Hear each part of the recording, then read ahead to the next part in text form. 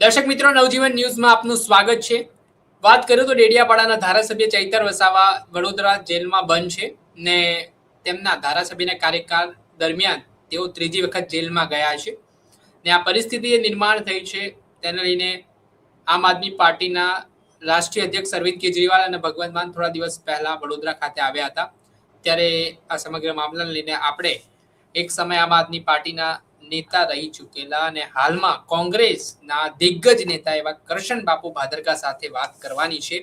તેઓ શું માની રહ્યા છે જે અવારનવાર ચૈત્ર વસાવાના જેલવાસને લઈને, કેમ કે તેમના એક સમયના સાથી મિત્ર પણ રહ્યા છે તેઓ. કરશન બાપુ, પહેલા તો શું કહેશો? ધારાસભ્ય ચૈત્ર વસાવાને 7 વર્ષની સજા સંભળાવવામાં આવી.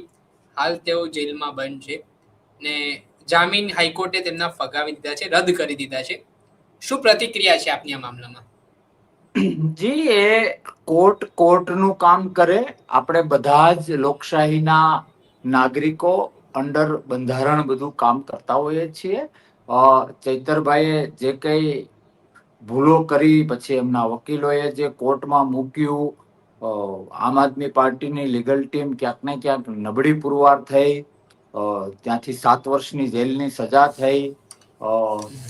કોઈ એક ગુનામાં બધા જ આરોપીઓને સરખી સજા મળે, આ કદાચ ઇન્ડિયન જ્યુડિશિયલમાં મારા વાંચવામાં ક્યાંય નથી આવ્યું. જે થયું એ આખો જ્યુડિશિયલ વિષય છે અને બંધારણીય રીતે એમાં ક્યાંક આપણી લગામો પણ છે.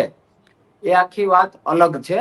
અને મને એવું લાગે છે કે હાઈકોર્ટમાં, વ્યક્તિગત કહું તો મને પણ એવું હતું કે હાઈકોર્ટમાંથી કદાચ ચૈતરભાઈને જામીન મળી જશે, પણ ત્યાં પણ ક્યાંક ને ક્યાંક આમ આદમી પાર્ટીમાં બધું સમૂહસૂત્રું ન ચાલતું હોય, લીગલ ટીમ ક્યાંક ને ક્યાંક નબળી પુરવાર થઈ હોય એવું લાગી રહ્યું છે.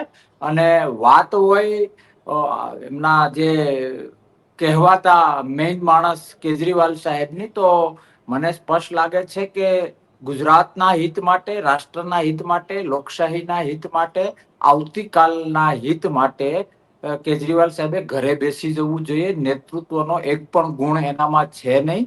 લોકશાહી પ્રત્યેની ચાહના, દેશ પ્રેમ, નાના માણસની, મધ્યમ વર્ગની ચિંતા, વાતો સિવાય પ્રેક્ટિકલી ઇનર સાઇડ કહેવાય ને, માણસ બે પ્રકારનો હોય, આઉટર ને ઇનર, બાહ્ય અને આંતરિક.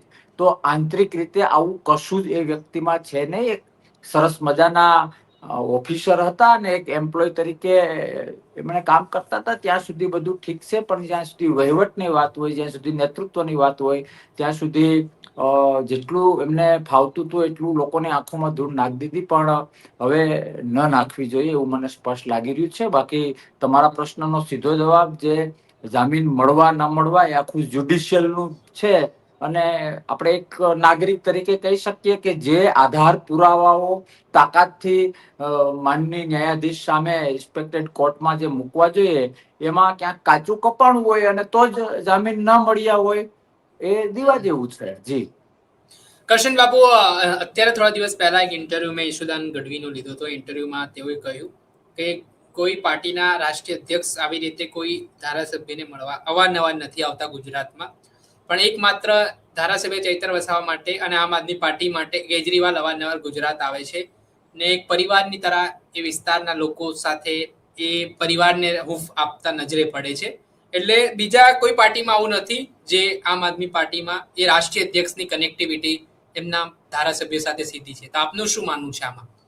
બીજી રાષ્ટ્રીય પાર્ટીના રાષ્ટ્રીય અધ્યક્ષ કે રાષ્ટ્રીય સંયોજકો કેજરીવાલ જેવા નવરા પણ નથી.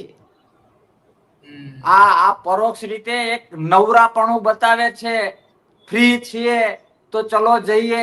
ડર છે કે ચૈતરભાઈ જેવો યોદ્ધો કદાચ ભાજપમાં અથવા કોંગ્રેસમાં જતો રહેશે અથવા તો પોતાની પાર્ટી બનાવશે તો અમારું ધોરું થઈ જશે. જે છેલ્લા શ્વાસ ચાલે છે એ શ્વાસ પણ બંધ થઈ જશે.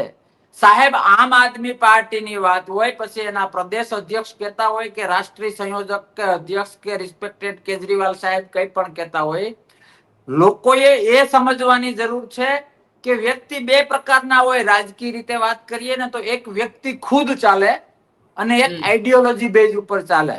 માનો કે અમુક પાર્ટીનો સારો સમય હોય તો એ પાર્ટીનો ગમે એ વ્યક્તિ ગમે એ વિધાનસભામાં તમે ઉભા રાખી દો તો એ પાર્ટી બેનરથી જીતી જાય. અને આવો સમય દરેક પાર્ટીનો આવતો હોય છે. વર્ષો સુધી કોંગ્રેસનો આવો સમય હતો, 2007માં બીજેપીમાં આવું બન્યું હતું કે ગમે એને ઉભા રાખો એ કમળ ઉપર જીતી જાય. આવો એક સમય હોય છે ને. લોકશાહીનો આ આનંદ છે.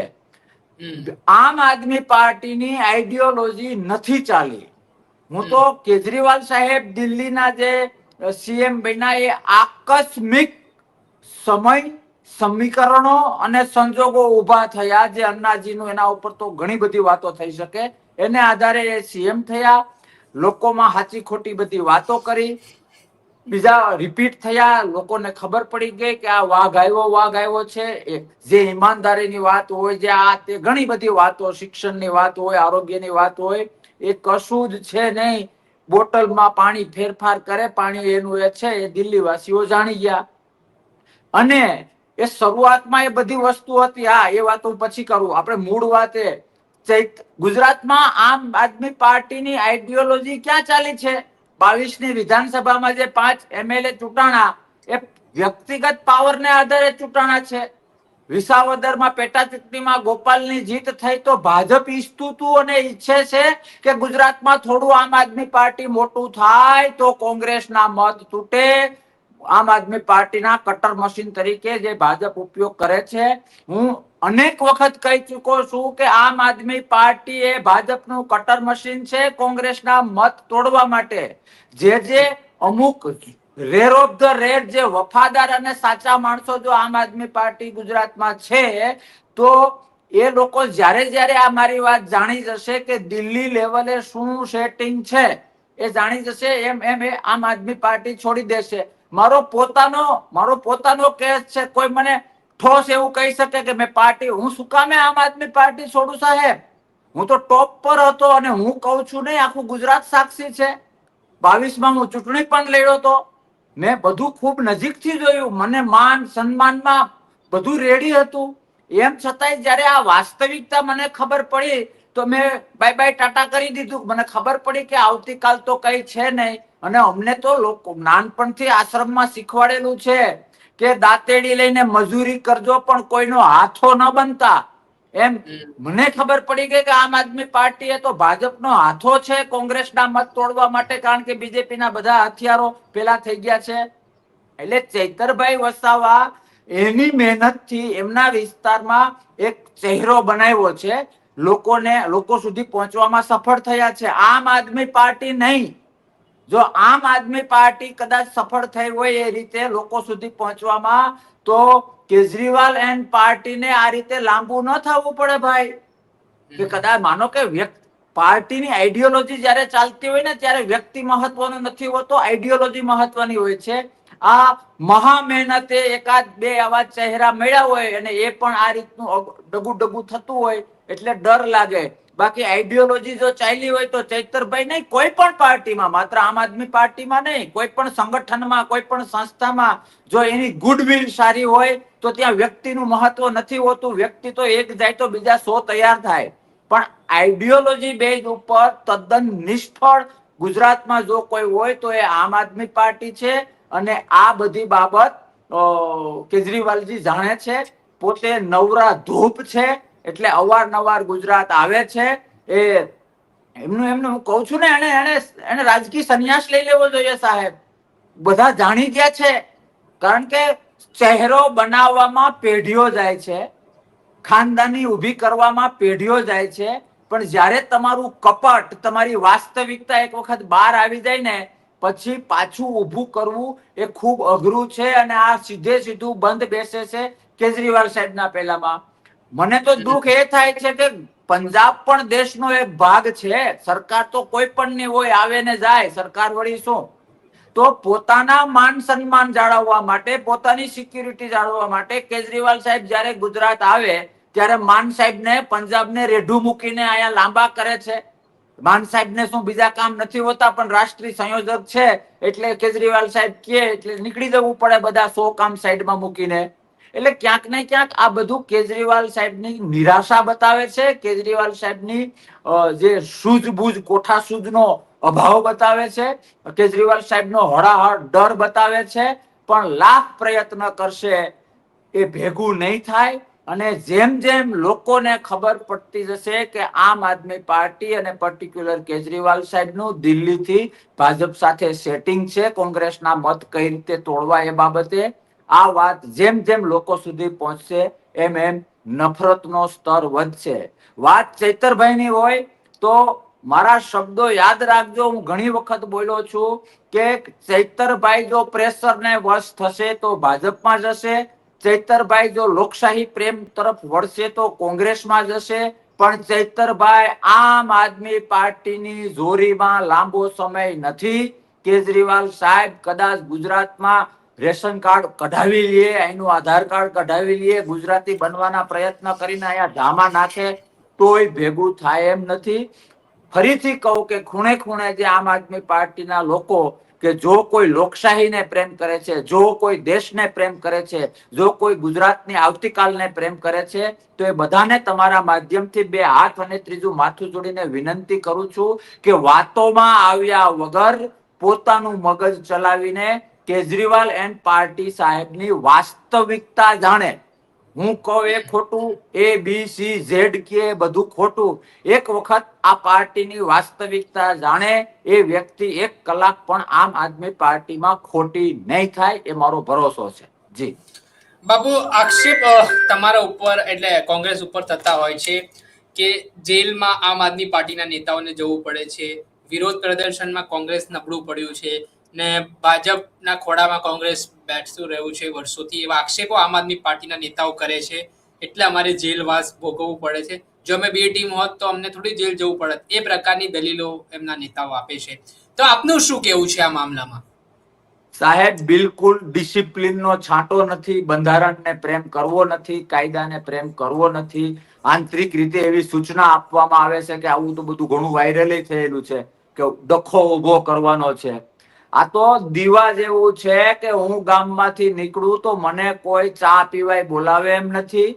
હું ગામમાંથી નીકળું તો કાઠિયાવાડી ભાષામાં મને કોઈ હડકાવતું ના હોય એટલે ઢોલીને હું ભેગો રાખું કે હું નીકળું ત્યારે તારે ભાઈ ઢોલ વગાડવાનો.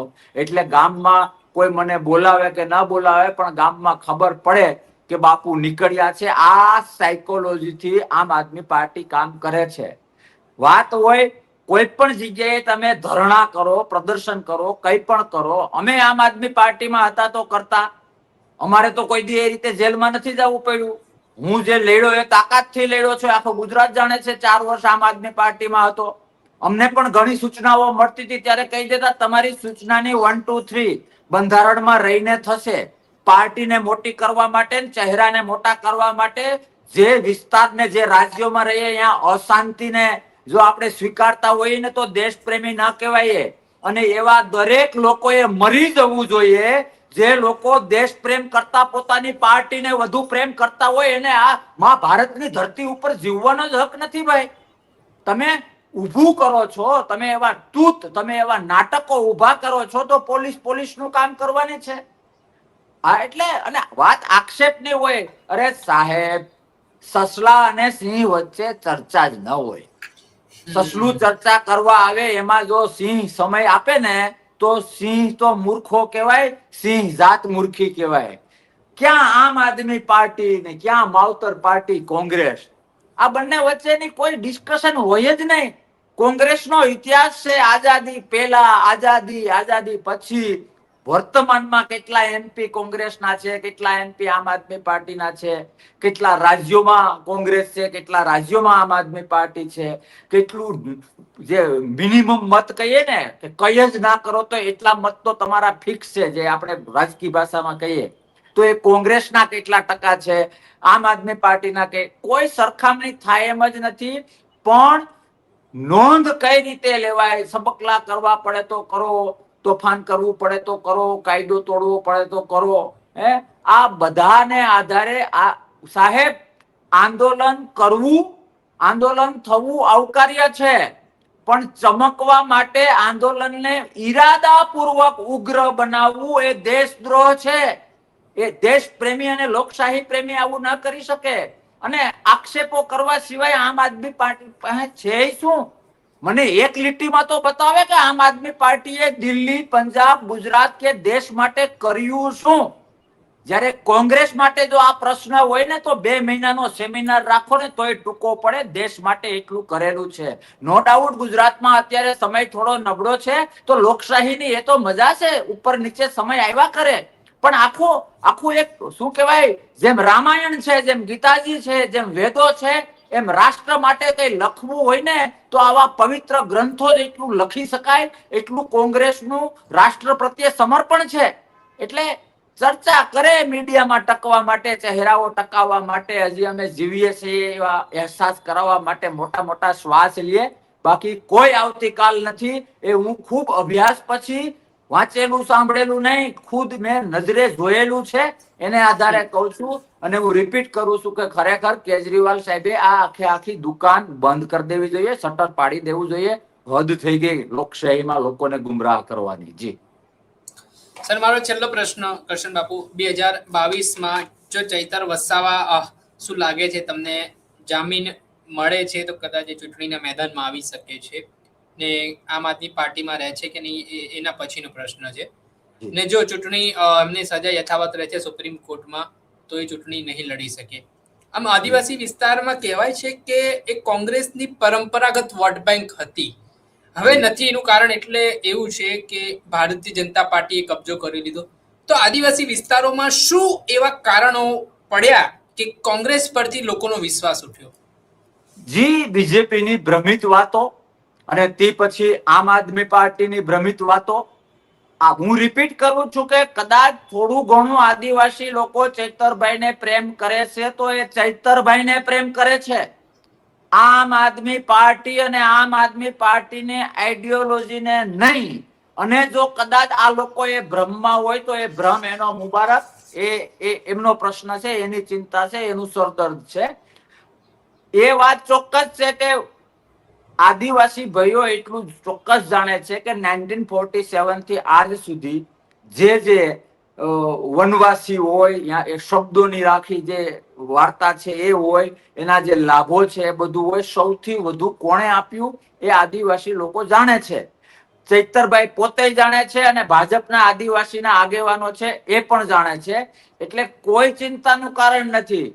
ચૈતરભાઈએ મહેનત કરીને પોતાનો ચહેરો બનાવ્યો છે. પાર્ટી મોટી નથી થઈ. ચૈતરભાઈ કાલ સવારે કોંગ્રેસનું, ભાજપનું કે પોતાની સ્વતંત્ર પાર્ટીનો નિર્ણય લેશે તો ગુજરાતમાં ક્યારેય ખેલ નહીં ખેલાણો હોય એવો ખેલ ખેલાશે. આ મારા શબ્દો યાદ રાખજો. અને આમ આદમી પાર્ટીનો ભ્રમનો જે ફૂગો છે એ ફૂટી જશે. એટલે કોઈ ચિંતાનું કારણ નથી. સમય ધીરે ધીરે એ રીતે આવી રહ્યો છે કે કોંગ્રેસના સારા ખૂબ જે સમય હતો એનાથી સારો સમય આવવા જઈ રહ્યો છે. પણ હું રિપીટ કરું છું કે આજ સુધીના ઇતિહાસમાં જે મેં વાંચેલું છે, માત્ર આપણા દેશમાં નહીં, જે બીજા માનો કે જ્યાં લોકશાહી નથી એવા રાષ્ટ્રોમાં, જે લોકશાહી છે એવા રાષ્ટ્રોમાં આજ સુધી રાજકારણમાં આખી પાર્ટી બીજી પાર્ટીને જીતાડવા માટે કટર મશીન તરીકે ઉપયોગ થતો હોય એ પહેલી વખત મેં મારી જિંદગીમાં જોયું છે. જે કોંગ્રેસને તો નુકસાન કરે, ચલો પાર્ટીને નુકસાન કરે એ 2 નંબરની વાત છે, પણ લોકશાહીને નુકસાન કરે છે, રાષ્ટ્રપ્રેમને નુકસાન કરે છે, દેશની આવતીકાલને આ લોકો ક્યાંક ને ક્યાંક ભ્રમ તરફ લઈ રહ્યા છે. જી ચોક્કસથી બાપુ, ખૂબ ખૂબ આભાર. તમે આજે મહત્વપૂર્ણ સમય તમારો આપ્યો, જોડાયા અને ઘણી બધી વાત કરી, ચર્ચા કરી. ચૈતર વસાવાને લઈને તમે વાત કરી કે એમની વ્યક્તિગત ઓળખ છે, આમ આદમી પાર્ટીથી એમની ઓળખ નથી. જોવાનું એ રહ્યું કે હવે આગામી સમયમાં શું પરિસ્થિતિ નિર્માણ થાય છે. જે રીતે આપે આમ આદમી પાર્ટીના સુપ્રીમો પર પણ તમે રોષે ભરાયા છો. આપ સાંભળ્યા હતા કરશન બાપુ ભાદરકા. તેઓ પોતાના આક્રમક ભાષણના કારણે, નિવેદનના કારણે ચર્ચામાં હોય છે અને ફરી એકવાર તેમણે આકરા પ્રહાર કર્યા છે અરવિંદ કેજરીવાલ પર. દર્શક મિત્ર, આવા જ વિડીયો જોવા માટે નવજીવન ન્યૂઝ જોતા રહો, લાઈક કરો અને વધુમાં વધુ શેર કરો, જેના કારણે તમને નવા નવા અપડેટો નવજીવનથી જોડાયેલા મળતા રહે.